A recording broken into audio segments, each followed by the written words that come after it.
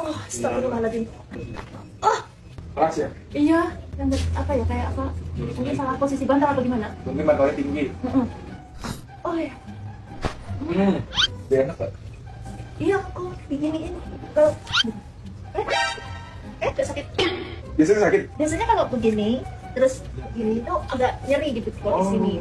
Sekarang begini, ini masih sakit tapi sedikit. Dikit ya? Astagfirullah. Akhirnya udah ada yang berani speak up tentang kretek-kretek di Taiwan. Dari kemarin emang aku sering lihat tuh viral banget kemana-mana tuh ya kretek-kretek. Nah aku sambil bertanya-tanya itu, ini orang yang menjalankan kretek-kretek di Taiwan yang mana targetnya adalah PMI yang ada di Taiwan. Ini benar-benar punya license gak? Ini benar-benar punya keahlian yang mana didukung dari background pendidikannya gak? Itu aku sampai bertanya-tanya sama orang ahli hukum juga yang suka keluar masuk pengadilan. Aku tanya, praktek kayak gini perlu license gak? Dan dia bilang yes, perlu license. Nah makanya aku bertanya-tanya, apakah tukang-tukang pijit kretek-kretek di Taiwan ini punya license? Atau seenggaknya background pendidikannya ini relate sama profesinya? Atau cuman belajar dari YouTube? Atau mungkin cuman belajar sebulan 2 bulan aja, habis itu udah buka praktek? Nah ini ada satu PMI Taiwan yang menjadi korban, di mana sebelumnya dia ada sakit di lututnya. Ada sakit di lutut, terus karena melihat dan disarankan oleh temannya, oh ada nih pijat kretek-kretek di Taiwan nih, viral banget ini. Jadi sebelum dia mau pulang ke Indonesia, dia itu disarankan buat kesanalah dengan antrian panjang katanya gitu kan, karena banyak orang yang mau. Kesanalah dia, akhirnya dia dipijit-pijit. Tapi dia keluhkan, saya itu sakit di bagian lutut, saya itu sakit di bagian sini, nggak bisa kayak susah gitu di ini. Tapi katanya malah dipijitnya sebelah kiri, dikreteknya sebelah kiri. Padahal dia udah ngeluh tapi tetap dipaksa gitu. Dia udah ngeluh, aduh jangan, tapi tetap dipaksa dengan kretek-kretek itu. Dan lebih parahnya lagi, ternyata dia ada bawa orang yang mana baru praktek mau kretek-kretek alias bukan profesional juga. Dengar ya rekamannya ya. Ini sebelum dibikin itu nanti minta rekaman videonya ya Bu, katanya. Aku rekamin pakai video kamu sendiri kan, di situ 2 orang ya. Yang satu itu yang ada di TikTok itu, yang ada di TikTok itu yang satunya masih belajar. Sedangkan dia lo disuruh nonton aku itu aja nggak berani, yang masih belajar itu. Katanya nggak bisa gitu katanya. Terus apa namanya?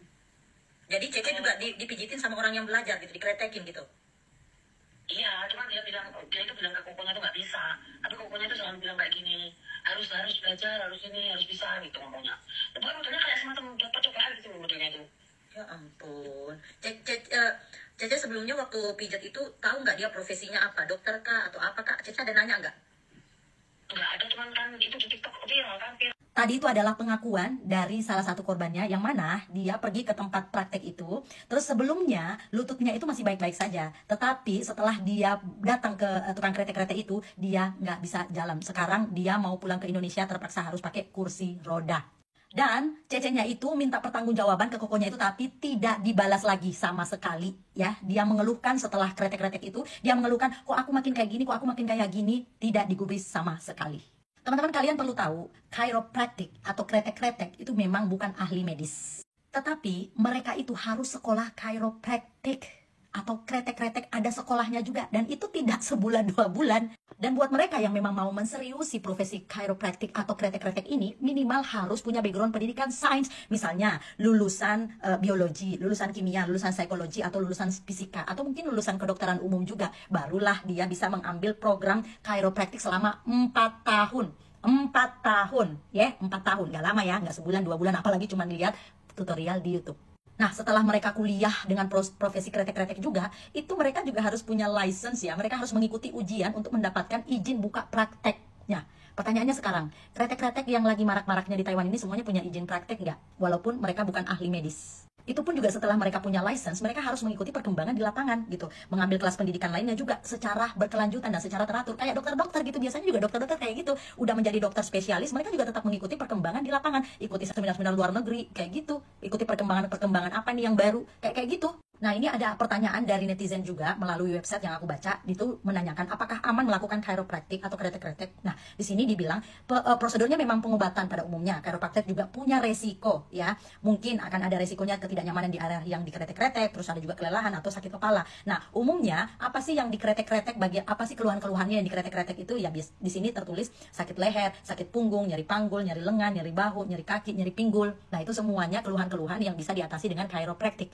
Tapi masalahnya, orang-orang yang datang di chiropractic yang profesional itu biasanya adalah orang-orang yang sudah punya riwayat penyakit-penyakit sendi misalnya ya kan, dan udah mendapat rekomendasi dari dokter.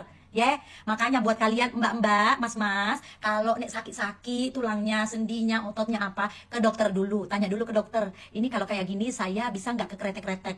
Kalau ke kretek-kretek juga jangan sembarang ke kretek-kretek, karena viral doang mau kretek-kretek gitu. Lihat juga, orang tanyakan, seorang pasien itu berhak menanyakan, Mas, kok, Cece, Mbak, punya license nggak? Tanya background pendidikannya, punya hak kok kita mau nanyakan itu. Orang badan kita mau diserahkan buat katanya penyembuhan. Ya kalau misalnya setelah dikretek-kretek nggak sembuh kan, namanya apa?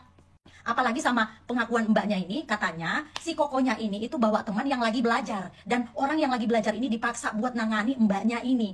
Walaupun si temannya ini udah nolak, dia bilang nggak mau, takut, apa segala macam. Tapi kokonya ini tetap maksa, katanya harus belajar. Nah pertanyaannya juga, yang belajar ini punya background pendidikan apa juga nih? Ada nggak dia belajar selama 4 tahun tentang chiropractic ini atau kretek-kretek?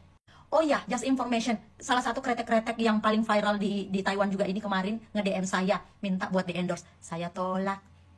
Itulah kenapa saya bilang, teman-teman, saya itu tidak gampang banget di-endorse seperti itu. Saya harus lihat dulu ini, bagus bener nggak buat PMI. Jangan sampai orang-orang yang nge-follow saya ini misleading atau misalnya jadi kena batunya karena apa yang saya promosikan gitu. Makanya saya tolak. Ada banyak hal-hal itu yang saya tolak, yang saya rasa ini tidak bermanfaat untuk PMI. Karena balik lagi ya, saya punya followers, saya juga punya tanggung jawab untuk followers saya.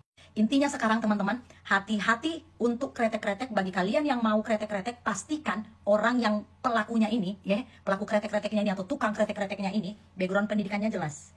Apakah dia punya license atau tidak? Tanyakan, karena kamu punya hak untuk menanyakan itu. Oke? Jangan sampai ya kamu udah bayar 2.000, 1.000, bukannya malah membaik, malah pakai kursi roda pulangnya. Dan jangan lupa juga, sebelum kalian ke kretek-kretek, pastikan kalian memeriksa dulu kondisi kalian ke dokter. Kalau dokter bilang, oke, ini kondisi kamu, sendi tulang kamu apa segala macam, ini butuh tukang kretek-kretek, kamu ke tukang kretek-kretek. Kamu tanya dokternya, rekomendasikan saya tukang kretek-kretek yang punya license. Jangan punya viral atau punya nama doang di TikTok. Oke? Ingat, jaga kesehatanmu. Jangan dengan gampang kamu serahkan ke orang kesehatanmu tanpa kamu tahu orang ini siapa. Saya tidak bermaksud untuk menjatuhkan siapapun, tetapi ini adalah bentuk edukasi biar semuanya paham. Dan yang jadi pertanyaan besar adalah, para tukang kretek-kretek ini itu membuat akun banyak banget. Dan akun-akunnya itu semuanya ternyata ngeblok saya, ngeblok Mbak Cikra, ngeblok yang lain-lainnya juga yang sering memberikan edukasi ke teman-teman PMI. Ada apa? Kalau memang kalian ini, praktek kalian ini benar, kenapa memblok kita-kita? Kan kita bisa bantu. Kalau misalnya praktek-praktek kalian ini benar, kita kan bisa bantu. Kalau menyembuhkan PMI, kenapa enggak? Kita bakal informasikan. Tapi maaf ya, kemarin saya tolak. Setelah ditolak, malah ngeblok. Dikira aman, padahal pijat kretek-kretek itu bisa bikin kelumpuhan bahkan kematian. 2 minggu yang lalu saya kedatangan pasien itu dengan kursi roda, jumlahnya bukan 1 pasien saja, sampai 4 pasien. 2 dari 4 pasien tadi bahkan sudah tidak bisa berjalan. Awalnya mereka mengeluh dengan keluhan nyeri pinggang, yang lalu dilakukan pijat kretek-kretek itu tadi. Pijat kretek-kretek itu awal ilmunya dari chiropractic. Kontraindikasi dilakukan kretek-kretek antara lain ada kelainan tulang belakang, kelainan bentuk tulang belakang, fraktur atau patah tulang, juga ada dislokasi, bengkok, adanya saraf terjepit, tumor, dan lain-lain. Intinya, kalau ada kelainan dari tulang belakang, tidak boleh dilakukan kretek-kretek. Jadi, kalau seperti itu, seharusnya sebelum dilakukan kretek-kretek, dilakukan dulu screening yang baik. Entah itu diperiksa, ditanya keluhannya seperti apa, diperiksa bentuk tulang belakangnya, bahkan perlu foto X-ray atau bahkan mungkin MRI. Bukan malah, oh ini bengkok, ayo kita luruskan. Oh ini sakit, ayo kita luruskan. Ngawur. Kecuali mau seperti pasien-pasien saya yang datang dengan kursi roda tadi.